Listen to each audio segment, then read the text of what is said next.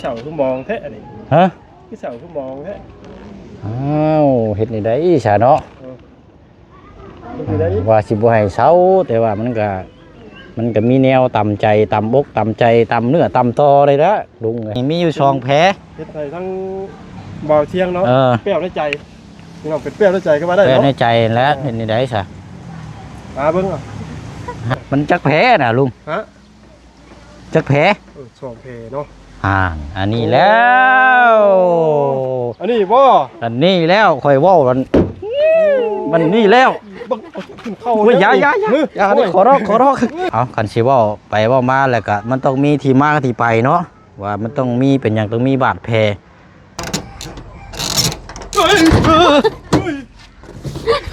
ว้าวเยอะตกใจเบิดนี่ทางเฮ็ดแท้นี่ข่อยย่าน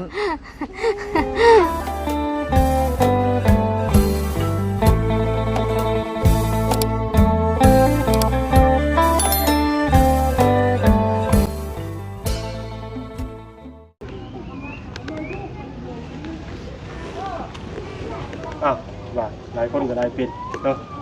เดี๋ยวมาบริษัทนาหมูพอชอคือเสาคือมองแท้นี่ฮะคือเสาคือมองแท้อ้าวเฮ็ดนี่ได้ซะเนาะว่าสิบ่ให้เซาแต่ว่ามันก็มีแนวต่ำใจต่ำบกต่ำใจต่ำเนื้อต่ำตอเลยนะลุงเลยมีเรื่องยังบ่นี่ขอรับตาแล้วอีกจังน้อยก่อนพี่น้องเลยเนาะใช่นะเอ้าจะเปิดกล้องบ่นะเปิดแล้วเอาแล้วต้นเงาไว้อยู่โอ้ยมองไปทางนั้นกับผมแน่ชิดน้ำตาง่วยอยู่ให้หรือเปล่าเที่ยงบ่น่ะเป็นเข่าน้ำมาชักแต่ก็เมื่อยเด้ไอ้เนี่ยพี่น้องไว้ตั้งนะโอ้ยเป็นน้องแหละนี่เป็นคอยเช่าไว้ทางนั้นผ้าเช็ดเลยน้ำตาง่วยเลยโอ้ยเอาสายพี่น้อยเนาะเห็นจังไหนสายคันว่าโบเศร้าโบโศกะมันก็ช่วงสีเพิ่นแก๊กชิว่าในใดก็เพิ่นว่านะคนเฮาเนาะก็มีเศร้ามีโศกมีเสียใจในแหละพี่น้อยแต่ว่ามื้อนี้ก็เศร้าใจก็เพราะว่ามันมีบาดแผลพี่น้อยบาดแผลมากรีดใช่กลางอกข่อยนี่2แผลจวดเลยแผลนี่ก็ยังไม่ไหม้อยู่ได้พี่น้องเลยยังบ่ทันได้ไปทั้งใดครับน้อยเนื้อต่ำใจแบบน้อยเนื้อแบบมีอยู่2แผลเดี๋ยวนี้นะมี2แผลอยู่ข้างๆเจ้านะเดี๋ยวนี้นะเห็นอยู่บ่รอเบิ้งอยู่ข้างๆแถวนี้แล้วเอาไม่ต้องเอี้ยมาพี่มึงลูกฮะมาหาเบิ้งซอยกันเนี่ยอยู่ข้างๆแถวนี้แล้วเอาหาเบิ้งแผลบาดใจเขาได้เอานี่อยู่ข้างคนว่าอยู่ข้างๆแถวนี้แหละเหมือนคนกับผีบาดเอามาหาเบิ้งเอาล้อเบิ้งเหรออยู่มีชิงหนึ่งตอนนี้นะมีมันบาดแผลค่อยแล้วเดี๋ยวนี้มีอยู่2แผลเฮ็ดใส่ทั้งเบาเที่ยงเนาะเปรี้ยวในใจพี่น้องเป็นเปรี้ยวในใจก็มาได้เนาะเปรี้ยวในใจแล้วเห็นนี่ได้ซะเบิ้งอ่ะหาเบิ้งเอาเห็นอยู่บ่เห็นบ่อันนี้โมเมนเนาะอันนี้พี่ต้มใช่พี่ต้มบาดแผลมี2แผลนะเดี๋ยวนี้นะตัวนี้นี่เขาขุดเลขใช่ว่านะคำซีเมนต์มันจักแผลน่ะลุงฮะจักแผล2แผลเนาะอันนี้แล้วอันนี้บ่อันนี้แล้วค่อยเว้ามันนี่แล้วเข้าอย่าขอร้องเดี๋ยวลิ้นชื่อบ่โอ้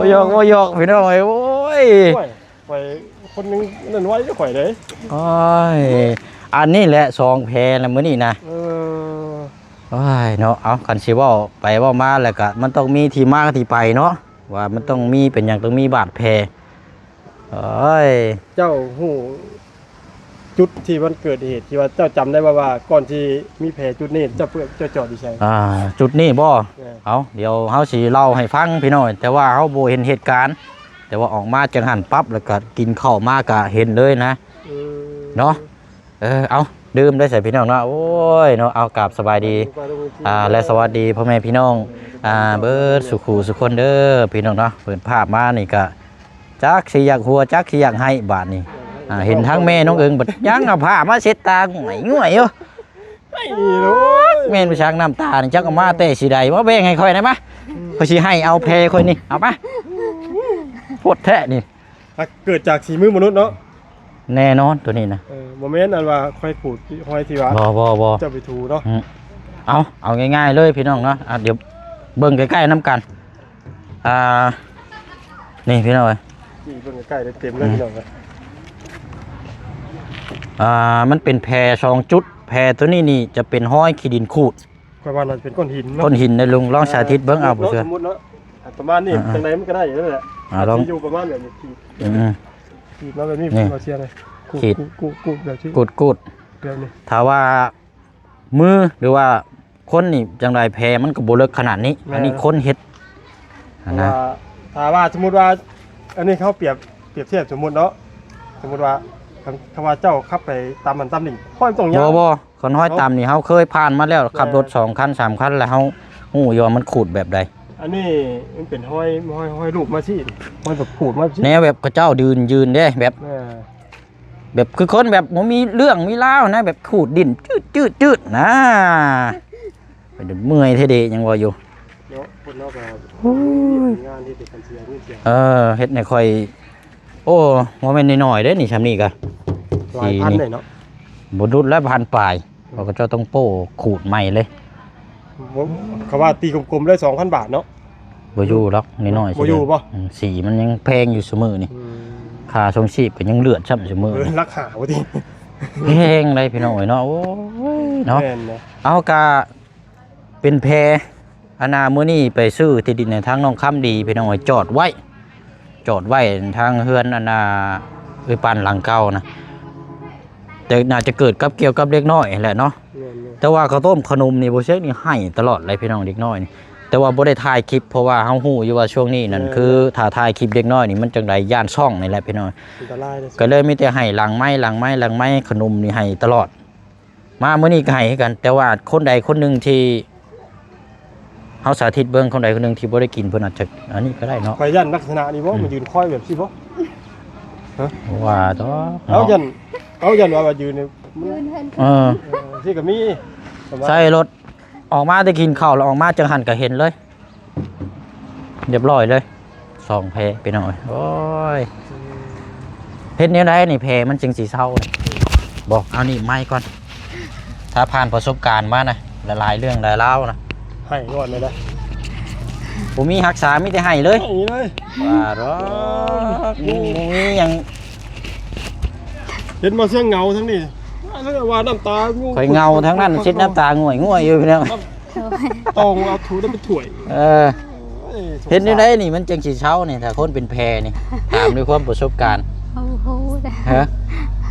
เห็นได้สะต้องมีแนวเยียวยาบ่หรือว่าแบบต้องไปใช้น้ำเกลือยาสโลมบ่หรือว่าต้องเข้าห้องหมอบ่เนาะ ใส่เลือดบ่ติ ใช้เลือดใช้อย่างบำรุงเลยเนาะ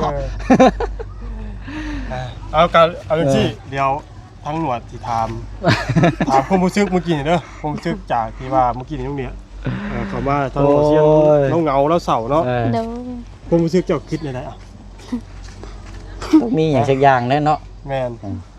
เกิดที่ว่าเกิดได้ว่าแบบว่าเฮ็ดให้ทั้งอันจุดใดที่ว่ามากล่อมจิตใจเจ้าแบบว่าห้องไห้นำนะ ใช้แบบเข็ดอยากมีเพื่อนอยู่เด้แบบนี้นะ อยากมีเงินอยู่ เดี๋ยว พอเสียงเราไห้ยังมีเงินอยู่ เกาหัวก็เป็นคนละเรื่องเลยเอาง่ายๆใช่พี่น้องคือประมาณนี้แหละคือเอามาเข้ามาหาทางแม่น้องเอิงนี่คือคำถามเขาถามแล้วนี่เราจะบ่ค่อยเข้าใจที่เขาถามเพราะว่าเอาง่ายๆใช่คือคำศัพท์อะไรเนาะคำศัพท์คือง่ายๆครับลุงเราถามเกี่ยวกับโบเชียงว่าโบเชียงเศร้าที่นี่เจ้าคิดแนวใดประมาณนี้แต่ว่าเราบ่เข้าใจคำศัพท์เราก็ได้คิดว่าค่อยเศร้าค่อยอยากได้เฮือนมันคนละอย่างกันเลยโอ้ยเนาะเอายังว่ากันซะเนาะ โอ้เราจะสู้ๆนะว่าเสียง โดยเอาเดี๋ยวจังว่ากันเนาะพอดีว่ามาพบมาเจอกันมื้อนี้ก็แล้วนี่ก็จังว่ากันพี่น้องเฮ็ดได้มันผ่านไปแล้วมีแต่ว่าเฮาก็จักสิระมัดระวังจังใดนี่สิแหละพี่น้องไอ้เวียกงานเนาะไปจอดไว้เฮาบ่ได้อยู่เพิ่นก็ต้องมาขีดมากวานมันก็ยากลำบากพี่น้อยเนาะ อย่างในแง่หนึ่งมุมหนึ่งกะถือว่าดีเฮาบ่ได้เป็นสมมุติว่าเกิดเป็นกับตัวเฮาเองยังเฮาบ่รู้สิเป็นจังไดเนาะ มันก็อีกแนวนึงเนาะ อันนี้ก็ถามว่าเสียหายบ่ก็เสียอยู่ ก็เสีย แต่ว่ามันก็ยังดีกว่าที่ว่าเกิดกับตัวเองเนาะมันสิเฮ็ดให้สมมุติว่าเลือดตกยางออกได้บัดนี้ก็ยิ่งโอ้ย เกิดนี่แหละพี่น้อยเนาะก็เอาบ่เป็นหยังมีแต่เฮาระวังเอาและก็จักสิระวังได้ซำใดเนาะเอากะพี่น้องเนาะพอดีว่ามาผมมาเจอกันอีกมื้อนี้ก็ทั้งแม่น้องเอิงเนาะเมื่อเช้านี้ก็ได้เข้าไปแจ้งแล้วอยู่ในสวนมันสับปะหลังถามเรื่องที่ดินว่าคันว่านั่นก็ให้เราคอยหาเบิ่งพี่น้องประมาณจัก20 คูณ 20ว่าอยู่ไสมุมใดใจใดก็จังมาบอกว่าเสียงแล้วก็จังพาไปเบิ่งแล้วก็ให้พี่น้องเบิ่งนํกันตั้งเทื่อมีผู้ใหญ่เพิ่นอุปถัมภ์ความชูหรือว่าสมทบซื้อที่ดินหรือว่าเปิดโอกาสให้เราอีกเทื่อนึงเนาะก็ให้เราหาอีกเทื่อนึงพี่น้องลองชอกหาเบิ่งเด้อง บได้มีมาหรือบ่หรือว่าง บบ่ได้มีแต่ว่าเขาอยากแนะนำเสนอเบิ่งก่อนนะซอยหรือบ่ซอยนี่ก็ขึ้นอยู่กับผู้ใหญ่เพราะว่าเฮาก็บ่ได้เจตนาว่าต้องมาบังคับหรือว่าให้เพิ่นซอยเนาะแต่ว่าด้วยความที่สงสารหั่นแหละพี่น้อยเนาะแต่ว่าเอาได้รับโชคอีกเลยได้ ครับแล้ว สิรับเดี๋ยวนี้เด้นี่ เอ้า สิรับโชคอีกแล้วบาดนี้ ครับดีซั่นนี่เอาซะดูเอาเข้าเบิ่งก่อน เออ เนาะพี่น้องเอ้ สิ ย รับโชคอีกเลยได้ โดย โอ้เห็นแต่ข้างบ่ใช่ ฉันได้เขาบอกอยู่ เออ ไม่แต่ว่ามาเปิดท้ายเอารถนะ เปิดท้ายปึ๊กปัก เอามุมกล้องกันเนาะพี่น้องเอ้ยมือดิเปิ เปิ ด ด เอา ได้ครับครูได้ บ่ให้เราเปิดรถเปิดบ่ได้ก็บ่ให้เอา พี่น้องเนาะเพิ่นย่างของเรา ว้าวเยอะตกใจเบิดนี่ช่างเฮ็ดแท้นี่ข่อยย่าน ได้ตื่นปุ๊บมินเด้อ ข่อยย่านผ่าท้ายต่ำแล้วกิน เป็นบ่ครึ่งนี่ ว้าว เออ มันโมเมนต์อัตโนมัติได้เปิดปลั๊กรุดปุแล้วได้นี่นะ บ่ได้ครึ่งนี่ผมว่าเพิ่นคิดว่ามันสิช่วยยุ่ยว่าไปจังได๋น่ะ แม่น เด้อ โอ้ กระจ้องกันนั่นน่ะคือว่ากระจ้องกันนะ ฮับโชค กระจ้องว่า ฮับโชคฮับลาบ อย่าบอกว่ากระจ้องนี่นะ ถูกต้องนะครับผมฮับไป นี่ขับเตอร์ทำไม เอากันฝนตก อ๋อฝนตกเนาะ โดยขับให้ไปขายน้ำใบบ่ เอาเนาะไปก้างเนาะฮ้อนแดดเนาะ ถือแล้ว เดี๋ยวขออ่านเบิ่งได้ชื่ออยู่นี่ก่อนมันมีแกะสลักเด้ นั่น ผู้โชคดีทั้งอิ่มทั้งสบายใจเอาโมเมนต์อยู่นี่เนาะ เอาบ่เป็น ลูกศรชี้เข้ามาในพี่ ว้าวบาดดิ อ๋อ อันนี้บ่ทั้งอิ่ม ข้าวสารอาหารแห้ง สุขกายสบายใจเนาะ สุขกายสบายใจทั้งอิ่มทั้ง ทางแข็งแรง ทั้งอิ่มทั้งแรงทั้งอันนี้บะในเนาะ โดย เอาสรุปแล้วก็เป็นข้าวสาร เดี๋ยว เนาะอันนี้ก็ตามความจุดประสงค์ของทางแม่ใจดีหรือว่าทางพี่ใจดีเพิ่นก็สดซอยมาหลายเคสพี่น้องเนาะทางแม่เพิ่นอันทั้งทอยเคสทั้งน้ำผึ้งน้ำแน่แล้วก็สมทบทั้งเคสซื้อที่ดินทางน้องคำดีน้ำแน่เนาะมื้อนี้ก็เพิ่นฝากมาให้ทั้งหมดเสียงนี่ซื้อข้าวสารมาให้อีก โดย ตามรักบ่เสียงจะมอบให้แต่เมื่อวานนี่แหละมันมี2กระสอบพี่น้องแต่ว่าขอเป็นอีกเคสหนึงซะ เพราะว่าเฮ็ดจังไดเนาะเฮาเวียกงานเฮาเฮ็ดคลิปเลยพี่น้องเอ้ยได้หลายคลิปก็ยังใครนะ โดย เอาเนาะลุง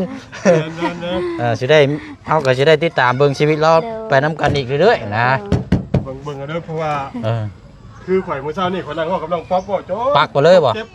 จบคลิปแล้วบัดมาเบิ่งหน้าจอมือคืออยู่ โอ้ กระโดดจนเหล่เขา บ่หลายเทื่อได้เนาะถ่ายคลิปนี่ดึงช่วยกันเฮาเฮ็ดเอาโอ้ยเนาะอันนี้เมื่อวานนี่ก็มามอบให้สอบหนึงแล้วก็ทั้งบ่ดีบ่เตียงมี3สอบ4สอบ คันว่าข้าวสารนี่คือสต็อปก่อนก็ได้พี่น้องเนาะเคสของทางเมน้องเอิงเอาเคสเซิร์นก่อนก็ได้เพราะว่า อยากกินบ่ทันเนาะ แต่ว่าหลักๆเลยตอนนี้นี่คือสาเหตุปัจจัยก็แม่นว่าอยากได้โซลาร์เซลล์ เราซาจากหลอก1-2ดอกก็ได้อันนี้ก็บ่เสียงซื้อก่อนอะไรพี่น้องเอ้ยเพราะว่าบ่ได้ฮู้แล้วพอดีทั้งกับทางแม่เพิ่นก็ว่าให้ซื้อข้าวสารเพิ่นก็ตามจุดประสงค์ของทางเพิ่นบอกเนาะถ้าเฮาสิเปลี่ยนไปซื้อแนวอื่นมันก็บ่ได้เลยพี่น้องเอ้ยเพราะว่าเพิ่นก็จะเอาแนวทานเข้านี่คือแนวอิ่มเนาะอิ่มแล้วก็อิ่มจุกอิ่มใจแล้วก็ยิ้มทานมื้อเช้าลายเข้ามื้อแรกอันนี้แหละคือเข้ามาจบลูกรบกวนนี่เด้อ1 2ไปเรียบร้อยไปที่บ้านนี่แหละ ไป กัดแขวดีกว่านะมีแหงได้ต้องกัดแขวน้ำกัดกวดรถใช่ฮึบใช่เอาติ๊บเข่านี่1แล้วบ่นี่นะ 1แล้ว ย่อตัวนี้มาวันนี้บัดชุกเลยโอ้เอาโอ้นี่แหละอิ่มทั้งกายอิ่มทั้งใจอันนี้แหละเข่านี่แหละสำคัญหลักๆเลย โดย เพราะว่าส่วนหลายก็มีแต่เข่าเนาะคือเขาพบเจอ ส่วนใหญ่ก็หาเงินซื้อเขาเลย หาเงินซื้อเข่ากินพี่น้องเลยตามไปเขาเด้อโอเคไปนี่เนาะเดี๋ยวขออนุญาตออกก่อนนะว่าโดยขอบใจละลายลุงขอบใจละลายไปหาละมีเวียงงานกับจังว่าเดี๋ยวติดตามเบิ่งน้ำกันเนาะอื่นยังว่ากันเนาะโดยเจ้านั่งข้างๆนี่ก่อนก็ได้ระวังเลยข่อยมือเจ้าเนี่ยฮะก็จนจบจอมืดบ่มาเบิ่งมืดคือบ่มีบ่ได้อย่างนี้มานั่งมาต่อเรื่องไปบ่เป็นเจ็บร้อยเด้อเนาะโอ้ยเอาถือว่าไล่ฮับโชคฮับเข่าฮับน้ำอีกรอบนึงทางเมนน้องเอิงกับพี่น้อยเนาะอยู่ในกินแล้วเรากะเบิ่งก่อนมุมกล้องนี่มันจักได้ใดพี่น้องเอ้ยมันเพื่อก็เห็นตะคอ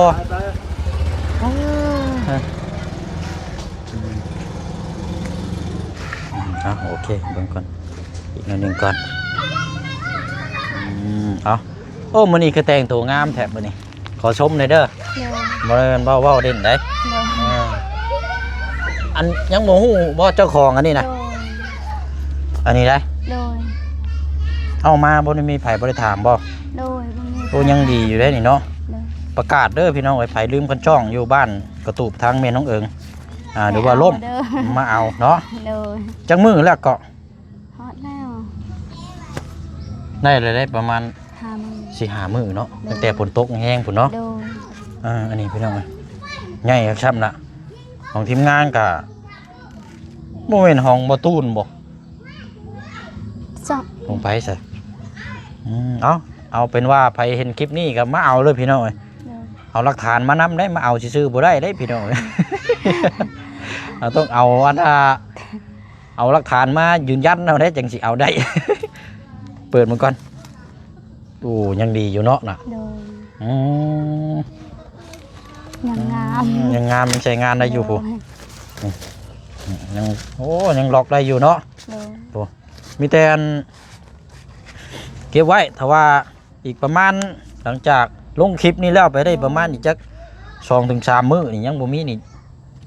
เอาเป็นของเจ้ารถเด้อเอาห้อยไว้นี่ก่อน1เข้าเรียบร้อยเนาะมื้อนี้สุกแล้วสุกเรียบร้อยเลยคืออยู่นี่พี่น้องเนาะอันนี้ก็หลายคนทั้งพี่น้องก็ว่าถ้าว่าเปลี่ยนผักกระจาดอันนี้ก็มันก็ทรงสีเย็นอยู่ว่าซั่นพี่น้องเนาะนอนกลางคืนนี่ร้อนอยู่บ่ร้อนฮะร้อนช่วงสีแบบหายใจช่วงสีอันนี้ใช่ไหมเนาะเพราะว่ามันผ่าบัดนี่มันบ่ได้คือผ่ากระจาดได้ผ่ากระจาดยังบอกเขามีลมเข่าอยู่เนาะถ้าว่าดื้อตัวนี้ออกเอาผ่ากระจาดมาใส่กับประมาณจัก4-5-6 แผ่นเนาะเพื่อมาปิดกั้นตัวนี้น้ำก็ได้พี่น้องของครัวเรานี่อันนี้ก็ยังโล่งอยู่เนาะกันเชื่อว่าแต่หลังคาเนี่ยเอาตัวนี้ก็ได้อันนี้ก็ตามที่ทั้งพี่น้องFCปาลุงเฮาเพิ่นให้ความสำคัญสำหรับทางกระตูบน้อยเนาะแล้วก็เพื่อคนอยู่น้ำนะพี่น้องเพราะว่าการนอนอยู่ติดเมซี่นี่จังใดโอ้ห้อนอยู่แล้วแบบนี้เนาะก็เลยนี่แหละพี่น้องเนาะ เอาก็จังว่ากันเนาะ โดย อันไพ่โซลาร์เซลล์ก็บ่ได้มีบ่ บ่มี เอานอนกลางคืนได้สาเหตุใด โคม ใส่โคมเยียง โดย อืมไฟโซลาร์เซลล์จักหลอกหนึงก็เวลานอนก็ปิดเนาะ โดย เวลาอยู่ซีไปสิก็เปิดเอาพี่น้อง โดย อืมเนาะก็ว่ากันเนาะมีแต่ว่าและบัดนี้หนึงเรื่องเขาน้ำซ้ำปลาก็ดูแลปกเอาเนาะ โดย ท่านว่าน้องจะอยู่เฮือนก็ไปหาอยู่หากินก็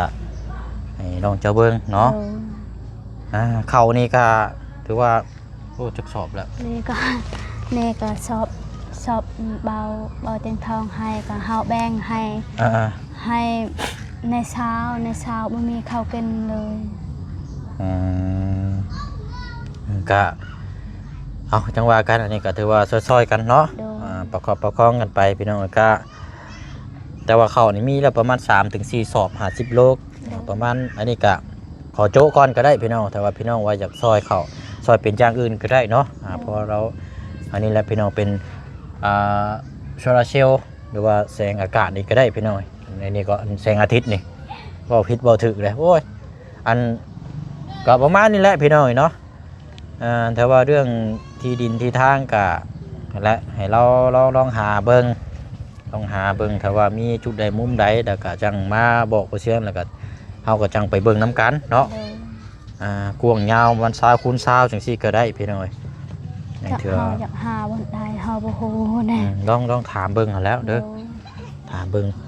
จุดบ่แม่นมีแต่บ้านนี่ก็ยับขึ้นไปทางพุ่นก็ได้ลองถามเบิ่งนะพอเพิ่นแบ่งให้ประมาณจัก20 ล้านบ่หรือว่า25 ล้านจังซี่ก็ได้นะประมาณนี้นะพี่น้องพอได้บางที่ก็บ่แน่ได้ถึงว่ามีที่ดินที่ทางแล้วเพื่อผู้ใหญ่เพิ่นมองเห็นอยากให้ทางเรามีที่ดินที่ทางเนาะพี่น้องเนาะแล้วก็นี่แหละจังเชื่อก็น้องเจ้ากับไปอยู่น้ำกันก็ได้เนาะ20 คูณ 20มันก็ถือว่าได้ปลูกได้หลังใหญ่2 หลังก็พอดีแล้วพี่น้องไปอยู่น้ำกัน2พี่น้องเนาะอันนี้ก็เฮาเว้าถึงอนาคตเนาะบ่อยากให้อยู่น้ำกันพี่น้องเพราะว่าน้องเราก็อยู่ที่ดินนั่นของเรามันผิดเคยคือกันเนาะโอเคบัดนี้ป้ายับเข้าไปในก่อนก็ได้เดี๋ยวนี่แหละบัดนี้พี่น้องเนาะโอเค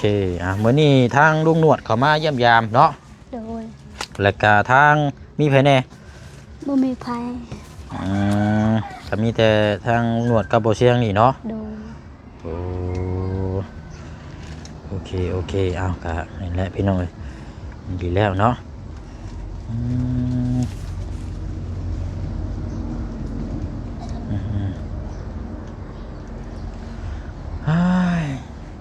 บาดแผลนี่มีแผลเดียวก็ยังไข้อยู่ได้เนาะโดยอันนี้มีทั้ง2แผลเลยพี่น้องมันหาทางออกบ่เจอแล้วแบบนี้เนาะเจ็บเลยข่อยบาดแผลซ้ายกับแผลครัวขูดจึกเป็นซ้ำเป็นห้อยเลยโอ้ยพี่น้อยเนาะจักกี่ว่าจักสิดูแลจังใดเอากามีแต่ว่าหั่นละอันมื้ออื่นสิไปใช้มื้ออื่นไปเสียยามันคือเก่านี่ไปมองเก่าพุ่นบ่โดยไปแต่เช้าพุ่นเด้อเนาะโดยโอเคใช่พี่น้องพังเบิ่งครับบางเทื่อบางที่คันว่านั่นก็วันเวลาช่วงท่านเดี๋ยวสิบุกไปเบิ่งอีกเทื่อนึงเด้อเมื่อเช้านี้ก็ไปกับบ่ได้เฮิงปานใดพี่น้องเพราะว่าเฮามีเวียกเฮ็ดทางน้องคำดีแน่หั่นละเนาะยังบ่ทันได้กินข้าวกินน้ำเนาะโดยเมื่อก็นึ่งข้าวเลยเมื่อแต่ส่วนก็นึ่งข้าวเลยเจ้าเว้าหยังคือคอยแท้เดี๋ยวนี้เมื่อแต่ส่วนก็เมื่อก็นึ่งข้าวเลยว้าวแห้งๆนี่เป็นจังอยู่นี่เหรอจำนี่เอ้ยมาแต่สวนแล้วก็นึ่งข้าวเลยโดยบ่อยเราหัวเลยพี่เด้อเนาะเอาโอเคซะเนาะมีแต่ว่าเอามื้อนี้บ่แซงมามอบข้าวให้เด้ออันนี้ก็เป็นทางผู้ใหญ่ใจบุญเนาะเพิ่นบ่ให้ออกชื่อประสงค์ออกนาม คือเก่าคือเดิมหั่นน่ะเด้อ โดย รับข้าวสารจากทางแม่เพิ่นและก็ฝากขอมกขอบใจอวยพรอวยไสให้เพิ่นรับรู้นำแน่เนาะข้าวสารจำนวน1กระสอบละ50กิโลเนาะพี่น้องเนาะ600,000กีบพี่น้องข้าวสารนี่ก็ถือว่าประมาณเกือบ1,000 บาทเนาะพอแม่เพิ่นฝากมานี่ 1,000 บาทแล้วเขาเจ้าหักค่าเปอร์เซ็นต์ไปก็เหลืออยู่930 บาทแต่ว่าเฮาซื้อเป็นเงินกีบเนาะก็ให้เรานี่แหละพี่น้อยเอาฝากขอบมกขอบใจอวยพรอวยไสให้ทางแม่เพิ่นเด้อเอา ขอบใจเด้อ ทางแม่ใจดีก็ได้เนาะ แม่ใจดีเด้อให้อยู่ดีมีแห้งเด้อให้สุขภาพแข็งแรงความเจ็บบ่ให้ยาใดความไข้บ่ให้ยามีเด้อให้เทวดาหักแพงลายไปหลอดปลอดภัยเด้อให้ขอให้ร่ำขอให้รวยขอเทวดาหักแพงตลอดปีและตลอดไปสาธุ โดยเอา ขอเสียงก็คือกันเด้อให้อยู่ดีมีแห้งเด้อให้สุขภาพแข็งแรงความเจ็บบ่ให้ยาใดความไข้บ่ให้ยามีเด้อไปใส่มาใส่ให้รอดปลอดภัยเด้อมีคนหักคนแพงตลอดปีและตลอดไปสาธุเอาบุญเฮาเด้อ ขอบใจละลายเอาโอเคบัดนี้เนาะเดี๋ยวบ่เชียงก็สิไปเวียกต่ออีกก่อนเนาะเดี๋ยวมื้ออื่นมาพบมาเจอกันอีกคือเก่าเด้อ โดย จังว่ากันพี่น้องเอ้ยเนาะเพราะว่าเฮาเฮ็ดเวียกนี่ก็คือว่านะครับบ่ค่ำบ่มืดนี่แม่นบ่ได้หยุดเด้บ่เชียงนี่พี่น้องหมุนตามป่าตามรอนไปแล้วเลยพี่น้องเนาะ โดย เอาสบายดีเนาะ สบายดี โอเคเอาถ่ายรูปแคปก่อนเอายิ้มอีกแน่ยิ้มงามๆ1 2 3โอเคป้าโร่พี่น้องเอ้ยเนาะจำฮอดว่าเด่นละครโพดโพ เอาแหละดูแดงเอาเด้อทางแม่น้องเอิงเนาะ